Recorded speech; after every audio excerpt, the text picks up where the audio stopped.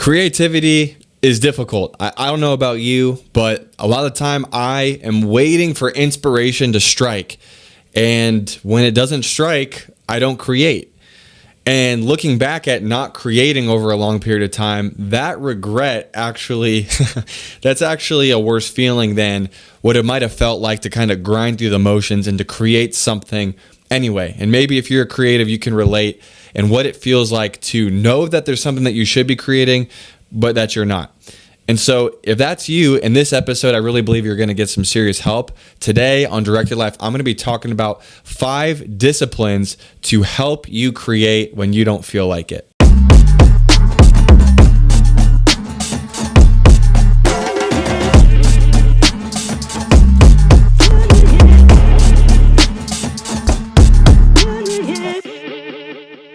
Welcome to Directed Life, a show that exists to equip creatives and entrepreneurs to find, fund, and fulfill their calling to flip culture upside down. I'm your host, Chatfield, and before we get into the episode, I just want to tell you about this amazing product that I just created. It's free, and I want to offer it to you, particularly if you're a content creator or a content creator in the making that wants to get some traction, wants to get some organization, and wants to be able to map out a year's worth of content in as little as 30 minutes. I created this PDF. It's called CAP's Super Simple Content Map, and it's really basic. It's a 4-page PDF, and I want to give it to you for free, and I want to give you a video that's going to help you walk through it so you can understand how you can begin sharing your message at scale this year. Don't let this year fly by without you getting a plan together about how you can share your message and your story at scale. So click the link in the description of this video to go and check that out, or go to capchatfield.com and you'll see it as you scroll down the page. Submit your email and I will give you my free, super simple content map straight to your inbox. You don't want to miss it. Now, let's hop right into episode 22. We're going to be covering 5 specific disciplines that will help a creative or an entrepreneur like you when you don't feel like building the very thing that God has given you a vision to build. I don't know about you, but for me, momentum is a big thing. If I am in a season or a rhythm of great momentum where I'm creating a lot of content, I'm engaging with people well, I'm evangelizing, whatever the rhythm is, whatever the momentum is, that's a good rhythm in your life. For me, when I'm in that rhythm, it's easy to stay in that rhythm, but it's also really easy to fall out of that rhythm. And now that you've created that space between you doing what you were supposed to do and you not doing it, the longer that space, the harder it feels to kind of build that momentum back up. So the question that I want to answer for you today is, because maybe you're in that place. Maybe you're in that place of, I know I want to create more content. I know I want to work on this business. I know I want to write that book. I know that with the state of the world today, with all the disorder, with all the confusion, I want to contribute something meaningful and beautiful and orderly, because that represents the character and the heart of God. And that's going to be my contribution in representing and expanding the kingdom while I'm here on earth. But the question that you have is, how can I stay disciplined to create when I don't feel like creating? You're not alone. First of all, I want to share that with you. Very rarely does any creative ever feel like they want to create all the time. I mean, a lot of us have lives. I mean, I'm running a business. I have a family. I'm leading in a church. I'm leading in a nonprofit. And I'm doing this podcast. I'm doing this show really out of an overflow of my heart. And so this project right here, this show that you're listening to, this is a discipline for me. It's easy for me to fall out of the discipline of doing this show, producing this content. But because I know this matters, and because I know that people are impacted by these words, which I believe the Holy Spirit is speaking to you to encourage you in your creative and entrepreneurial calling for the kingdom, because it matters, I have to set up systems in my life, disciplines, so that I can stay the course. Otherwise, I won't do it, and I'll feel good and feel pleasure in a moment because for whatever reason, maybe I got lazy, or maybe I was overthinking it. But when I look back, I regret not putting out more. I regret not stepping out and using the gift that God gave me and the resources He gave me for His glory. So I'm going to go over this list for you, and basically the way that it's going to go from 1 to 5. The first one, we're going to start with it's a very heart level thing, and then towards the end, it gets very practical. So it begins very, it's a mindset, it's a heart thing, and then you'll see that there's some actual technicality to this as you go forward. So we'll start with number 1. Number 1, the discipline that I want you to do, and by the way, these disciplines for yourself, write them down on a piece of paper. You might be driving right now. Don't write while you're driving. You might be listening on your phone. Take a note in your phone, do a voice note, just come back to this later. But this will help you if you document it on a single page. Don't do a whole presentation. Don't do a 5-page essay, 5-paragraph essay even, unless it fits on one page. Make it fit on one page so that it's easy, it's clear, and you can come back to it, and it'll help you stay on track in the future. Okay, without further ado, here is number 1. Number 1 is to define what problem you are called to solve. I'm going to say that again. Define what problem you are called to solve, specifically with your creative work, with your business, with your content, whatever it is that God has put on your heart to do. What I've noticed about myself is I become very unmotivated when I am focused on myself. When I'm thinking about me, when I'm thinking about, does this affect me? Does this benefit my life? And when I become self-focused, it's very easy for me to make excuses. I'll give an example. When I'm at the CrossFit gym, for example, we're doing these workouts. We're doing workouts that I would never do on my own spare time by myself. I would never finish the workouts that we begin at the CrossFit gym that I'm a part of. But because I'm around other people and I'm getting the encouragement from other people and I'm seeing other people go through the same thing that I'm going through, it's motivation for me to keep on moving forward. There's something about being around other people and thinking about other people, getting your mind off of you that helps you fulfill whatever it is that's in your heart. You have a way larger capacity than you realize. And if you're a believer and you're filled with the Holy Spirit, greater is he who's in you than he who's in the world. And he wants to do abundantly more than you could ask, think, or imagine by the power that lives inside of you. You have a greater capacity than you realize. You actually have an infinite capacity because of him who lives inside of you. So the question I want to ask you is, what problem are you solving with your work?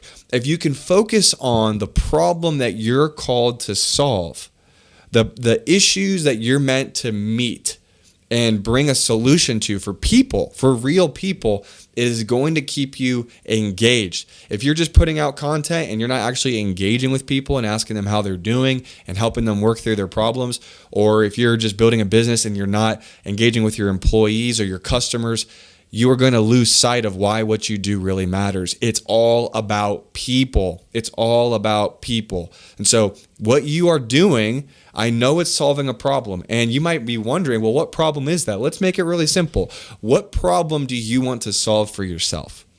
Scratch your own itch. Think about an issue that you're dealing with in your life or that you've walked through before, and reposition what you do to serve that need for somebody else. You are uniquely qualified because of what you have gone through or because of what you're currently going through to help solve that problem for somebody else. I'll give you an example for that. For our business, my business Reveal Media, we are now creating online shows for businesses. The reason why is because a lot of thought leaders who go into business who are experts or lawyers or accountants or whatever, they have all this knowledge, but they're not able to share their message or their unique expertise at scale. So we're helping our customer share their content at scale. Really? Why? Because I looked at myself and I said, you know what? I don't have time. I don't have time as a business owner and as a family man to be creating this content. I want to create the system that I would benefit from, and I want to give it away to others. If you think about others, think about the problem that you can solve for them, it will keep you motivated to cross that finish line. So define that and write it down on a piece of paper. Number 2, the second discipline that I want you to be thinking about is define what you will say. Define what you will say through your content. Define what you will say through the vision of your company. Your company, your work, it is a voice in the culture. It is proclaiming something. The culture of your business, the branding of your business, the customer experience, the experience when somebody opens up a box Everything communicates something. And I want you to think about, what do I want to communicate, not just with my content, but with my life? Get your message really clear. And if you're a believer, obviously the greater message is the gospel. That is the core message. That's the main plot. But what's really amazing about how God's wired all of us is he's made each of us different with unique lanes and gifts and talents. And in the midst of that main plot, we have subplots. And these subplots point to the main plot. It's a story illustration. I hope you're following. What I'm trying to say is, there's a message in your heart that represents the gospel, that is a bridge builder to bring people to the gospel, and your excellence in sharing that message and everything that you do is going to help you stay motivated to keep doing it. If you don't feel direction, hence directed life, if you don't feel direction with the message that you're communicating with every element of your life, you're going to feel confused, you're going to feel discouraged, and you're not going to say anything. And maybe that's where you're at right now. Take some time, pray about it, make it clear, make the vision clear. Habakkuk 2:2, make the vision plain on tablets so that a runner, namely you, can take it and run with it and carry that vision out to other people. So what are you called to proclaim? What's the message of your life and of your work? I shared with you just this podcast, the show, Directed Life. This show exists to help creatives and entrepreneurs find, fund, and fulfill their calling to flip culture upside down. That is my message. My message is to help these people flip culture upside down. So clarify your message, define it, and write it on a piece of paper. All right. Number 3, the third discipline I want to talk about is define what you won't do. Now, this is this isn't super intuitive, because we're always thinking about things to add to our lives, right? We're always thinking about different habits we can take on, different disciplines. We're going to go to the gym. We're going to start reading a book a month. We're going to start drinking a glass of water first thing when we wake up in the morning. We're going to stretch before we go to bed. These are all personal habits. That's why I'm able to rattle them off so quickly. But we don't often think about, what are we going to subtract from our lives? You might be in a place right now where you feel like, I don't have enough time. I don't have enough bandwidth. You feel distracted. Your phone, with all the apps open and all the notifications going off, that is a representation of what's going on in your mind, heart, and soul, and you feel distracted. Did you know that the root word for the word distracted is that same form of torture, where they would take somebody and they would put, it's called quartering, where they'd put chains on your hands and then they'd stretch you apart until you were literally dismembered. That is what's happening when we are distracted, when we aren't disciplined with what we're supposed to do. And if you don't learn to say no to good things, even good things that come into your life, you will not be able to say yes to what only you can do, what God has only invited you into. I want to encourage you, don't be afraid to say no, because whatever you're saying yes to, let me phrase it like this, whatever you're saying yes to, you are already saying no to something else. So be very clear about what are you going to say no to, so that you can focus on doing what really matters in your life. And maybe there's different, this is going to change, by the way, from season to season of your life. So don't be concerned if you're like, I don't want this, I don't know if this is going to be how I'm going to live my life for the rest of my life. That's okay if that's not the case. But for right now, pray about it, ask God, what am I really invited into? I want to make sure that I'm not doing what I'm really not called to do. Okay? So that's number 3. Define what you won't do and write it on a piece of paper. Number 4, the fourth discipline. Define what days and times you will work on your craft. This is critical. If you don't schedule it, it won't happen. I can guarantee that. A lot of us live our lives by prioritizing our schedule. I want to encourage you to flip it upside down. Don't just prioritize your schedule. Schedule your priorities. Clearly, your vision, your work, your craft, whatever God's called you to do, whatever He's put on your heart, it matters to you. You wouldn't be listening to this up until this point in this podcast if this wasn't resonating with you. If you know that you're supposed to be putting it out, schedule time every week. Be disciplined about it. That's a reason why I started CrossFit, actually. Did you know I started doing CrossFit a couple years ago specifically for a time management purpose? I wanted to know where I needed to show up, how long I was going to be there, and when I was going to leave, and that while I was there, it was an efficient use of my time. I wouldn't be checking my phone. There are no mirrors. I'm not checking myself in the mirror. I am doing the work, and I'm doing work that I would never program for myself to do. It's excruciating. But I do that. I set that rhythm in my day and in my week, and I show up. And there's days when I don't want to show up, but I still choose to show up, and the results in my life, my health, my fitness, I sleep better. I just feel more joy, feel more energy. Those are fruits of me being disciplined with my time and saying, I'm going to show up on this day and at this time. I'll tell you this too, for my business, I understand that what I'm about to share with you doesn't apply to everyone because you might not have the freedom if you don't own your own business. But what I'm going to tell you, you should apply in some way to your life. In my business, every Tuesday, I cut out a massive chunk of my day to creating content, whether it's editing a video, writing content, doing a video podcast like this. I'm creating on Tuesdays because I know that's my day. I've told my team, hey, don't schedule meetings for me on Tuesday. That's my day to create. Now, things are going to come up. I got to take a call with the client. I had 2 calls with clients today. I got to do those things sometimes. But when I create that schedule, I know I'm going to show up this day. I'm going to come prepared. I know what I'm going to execute. I know what deliverables I'm going to hit. I'm going to get this many LinkedIn posts. I'm going to shoot this video. I'm going to write this copy. Literally, that's how I approach my Tuesdays. And if you can approach your whatever day of the week or whatever hour of the week that is your hour, come prepared, because once you enter that time, that's your time. And when you leave, you got to wait till next week or whenever the next time comes around for you to get back in that zone. And so if you create that discipline where that's where you're going to show up, you will show up. You are more likely to show up if you've scheduled it in your week, okay? So that's number 4. Define what days you will work, days and hours. Write it down on a piece of paper. Now, finally, number 5, the 5th discipline. As you can see, we're moving from a heart level thing all the way to the very practical with just things that you can do literally on your iPhone. And you should be doing this if you have a smartphone, which you probably do. Excuse me. I ate a Kind bar, and it's going crazy right now. Hold on a second. All right, I'm back. If you're listening to this right now and it's the 21st century, you probably have a smartphone. So use it for the glory of God. Write these disciplines down.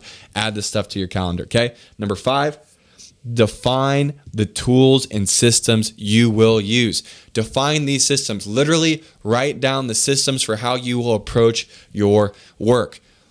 I'm telling you, this is so helpful for me. When I write down how I'm supposed to be doing every single episode, how I intro, how I outro, how I edit the sound, how I create the thumbnail, when I am disciplined in that process, it gets done. When I have to recreate that process every single time, I slow myself down. It takes me way longer to actually create something.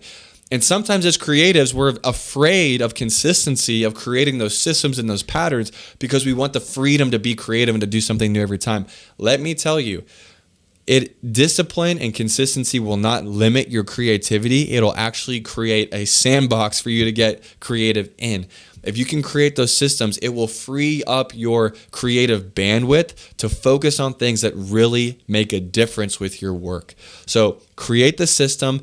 Understand, think about as you're approaching your work, maybe you're editing a video or maybe you're writing a document or whatever it is that you're doing. Document how you do your work. Literally write it down step by step. Write down how you approach it. Write down what tools you're using that are inefficient that you should no longer be using. Write down tools that you should be using and focus on building processes around those tools and sharpen those tools. I think about one thing that's really cool about our church and our worship team is one of the pieces of advice that the worship leader gives the worship team is get to know your instrument, get to know your tools, become very intimate with how that thing works so that in the moment when you're being filled with inspiration, here's what's really cool. When you're filled with inspiration, you are prepared, you're ready to flow with the Spirit, and you're able to create some very skillful and beautiful music. And that's why it's so important to create these disciplines when you don't feel creative. Because if you create these disciplines, it's going to help you not only when you're not creative, but when inspiration strikes, you are well prepared to take everything that we just talked about. Take your message, take that core problem that you're solving, take that day of the week, take those tools, all of it. You're able to take all of that and you're able to create something masterful. But you need to be ready. You gotta be ready so you don't gotta get ready, baby. Come on. So that's what I want to encourage you with. These 5 things. That last one, what was it? Define the tools and systems you will use. Write that down on a piece of paper. Be very clear about how you approach your process. If you do this, I can guarantee you, if you stick to these 5 things, you will see yourself creating at a whole new level of consistency, because you're no longer flying by feelings. You've created discipline in your life for this. And your calling matters. Your creative calling, your entrepreneurial calling matters. The world is crying out for the sons of God and the daughters of God to be revealed. People want to see what it looks like when Jesus creates art. People want to see what it looks like when Jesus runs a business. And so as a Holy Spirit-filled person who's creative, I'm encouraging you, bring order to a world of disorder. Don't let your creative calling sit on a shelf. We're coming nearer to the end. Jesus is coming back. It's going to be really exciting. So let's lay it all out here while we can. Don't get distracted. Stay awake. Keep praying. Stay engaged. Keep creating. And stay directed. Hey guys, if you enjoyed this episode of Directed Life, please let me know. Give me a thumbs up on the YouTube video. Please give me a kind review on podcasts, on Apple Podcasts. It helps this get in front of more people. Please consider sharing it as well. Find me on social media. And I am so grateful for you all. Thanks for all the meaningful comments. If you got a comment, leave it on this video. Otherwise, thanks again for listening, and I will see you in the next video. Take care.